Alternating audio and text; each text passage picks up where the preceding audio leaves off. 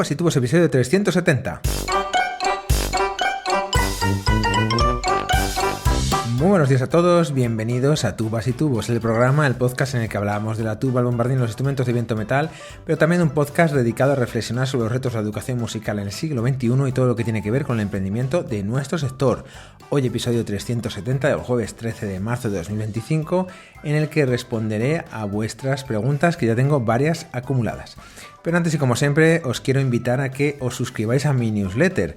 En ella comparto contenido de valor en un formato cercano y distendido relacionado con la música, la educación musical y los instrumentos de viento metal en general, por supuesto, pero también la tuba y el bombardino en particular. Y prometo que no hago spam, suelo enviar un par de emails a la semana, no más. Así que únete ahora a la newsletter, que está formada por más de 1.600 personas. Puedes hacerlo en davidtua.com/newsletter y os dejo los enlaces en las notas del programa.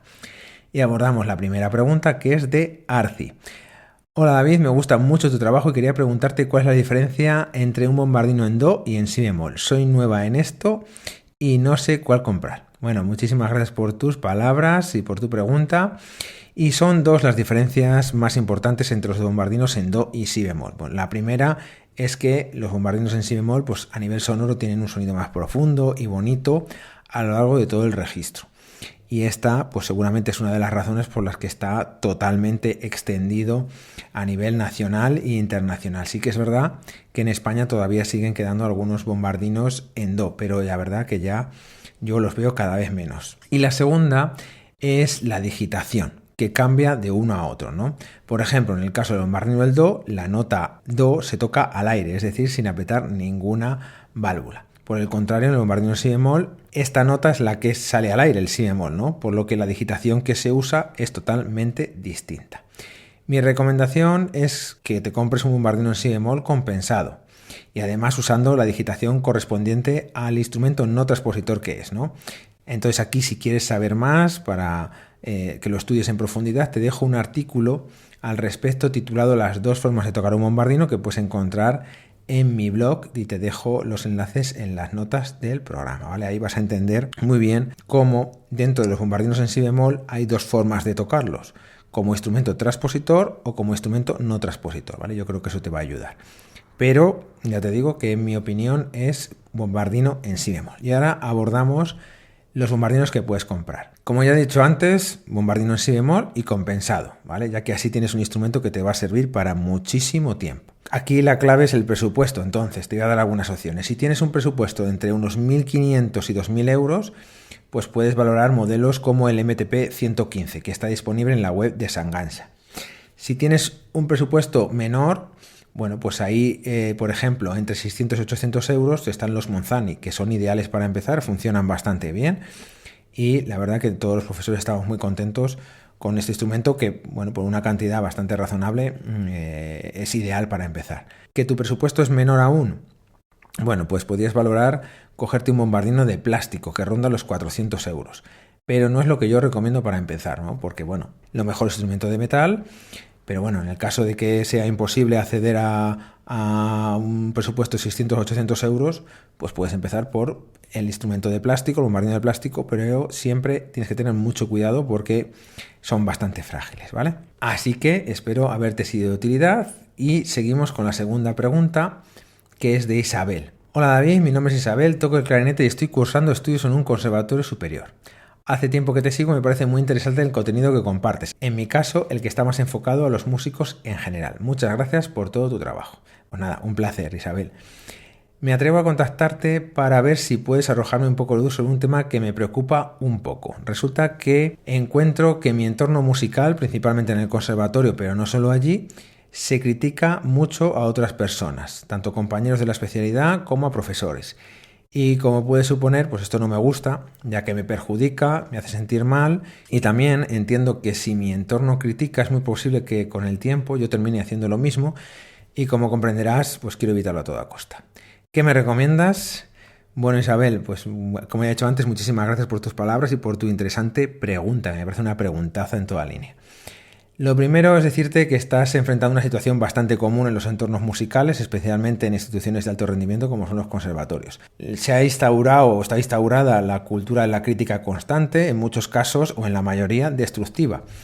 Y bueno, pues está a la orden del día en los conservatorios, también en entornos más profesionales, ya que es mucho más cómodo criticar lo que otros hacen que preguntarse pues qué está haciendo esa persona para conseguir X resultado, ¿no? Que habrá de todo. Y como muy bien apuntas, estar en un ambiente tóxico es algo peligroso, ya que puede afectar a la motivación, la confianza y el bienestar emocional. Así que después de indagar un poco sobre este tema, aquí te comparto algunos consejos que quizás puedan serte de ayuda. Primero, ser consciente y no engancharse. El primer paso es reconocer que existe este problema y decidir activamente no participar en estas dinámicas. Entiendo que si me has escrito, pues es que ya eres muy consciente de lo que está ocurriendo en el entorno, por lo tanto, cuando identifiques que se está despellejando a alguien, lo mejor es no participar y yo creo que aquí el silencio es la mejor opción. Si se da el caso de que te sientes atacada por algún comentario negativo, pues lo más recomendable es no reaccionar impulsivamente y muchas veces ignorar y no dar pie a la conversación, pues corta las cadenas de críticas, ¿vale? Segundo, elegir cuidadosamente las relaciones.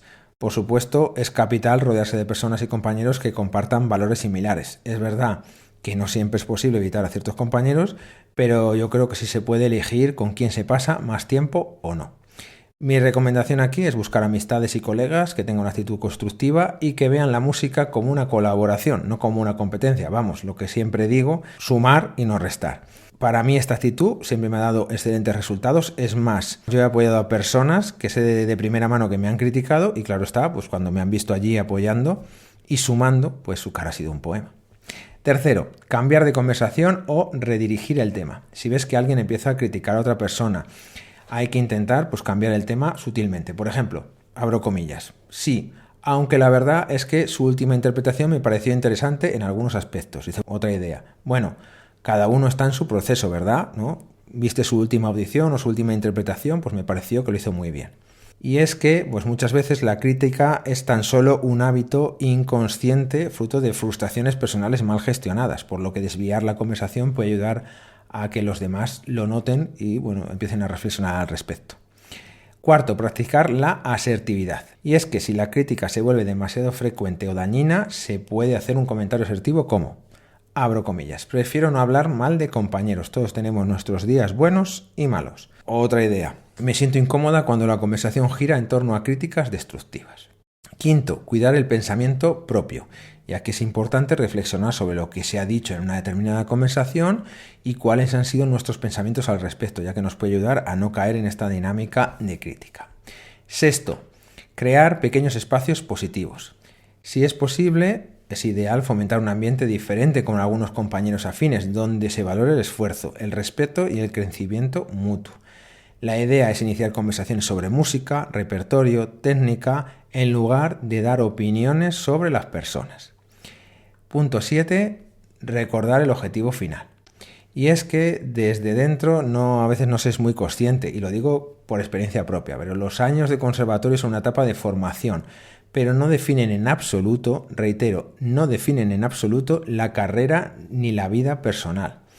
Y es que he conocido muchísimos casos de músicos muy, muy talentosos cuando estaban realizando sus estudios superiores que su carrera profesional ha durado apenas 2 años, porque a veces erróneamente se piensa que lo único que importa es tocar, pero hay otras áreas que son de gran importancia y que si no las desarrollamos, tocar muy bien sirve de muy poco, os lo aseguro. Por lo tanto, mi recomendación es que te mantengas centrada en lo que realmente importa, mejorar como músico y como persona, disfrutar del aprendizaje y prepararse para una carrera profesional muy larga y fructífera. Y espero haberte sido de ayuda. Y esto es todo por hoy. Muchas gracias a todos por vuestras valoraciones de 5 estrellas en iTunes, vuestros me gusta y comentarios en iVoox, YouTube, Spotify. Gracias por suscribiros a los cursos para hacer este podcast sostenible y en resumen, muchas gracias a todos porque sin vuestro apoyo esto no sería posible. Como siempre, nos escuchamos el próximo jueves a las 8:08. ¡Feliz día!